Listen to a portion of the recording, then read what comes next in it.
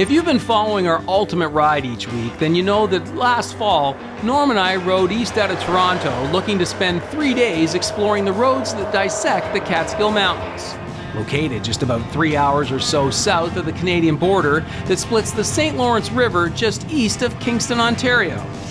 Our ultimate destination was the site of the famous Woodstock concert held back in 1969, and the experience failed to disappoint. Can you imagine? The stage was right there, and it was a sunny day like today, the Monday morning. Jimi Hendrix came out, he did the Star-Spangled Banner to about 400 people. But no, at one time, 500,000 people right there. It's special, you know. Everybody talks about it. Everybody says my father or my grandfather. Somebody was at the festival. Somebody knew it that, you know, in that era. Get your bike, get down here. It's awesome. It's well worth the trip. Thanks for coming with me, man. And then, to our delight, we discovered without a doubt some of the most picturesque roads in the eastern USA. But there were some other surprises along the way that helped to reinforce just why Norm and I make these annual trips. 12 so far each fall. Stumbling across the Catskill Distillery in Bethel, New York, we sampled some great local hospitality, fine home cooking, and local, spirits. The Catskill Distilling Company, which we found today. Yeah. What a gem. This was a very cool visit.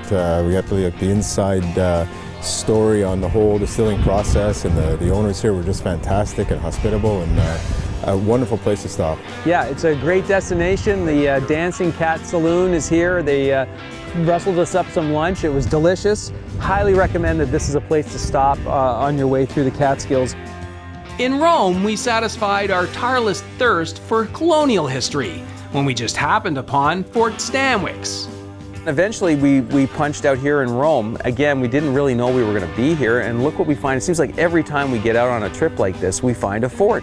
And that's the cool thing about doing a ride like what we're doing today is, you know, you have no plans, you just pick some roads on the map and you end up in cities, and all of a sudden you come across these amazing historical sites, and this is quite historical. 1758, it was constructed by the British, and they used this fort to capture forts in Kingston, Oswego, Niagara, St. Lawrence River, Montreal from the French, so this must have been pretty key.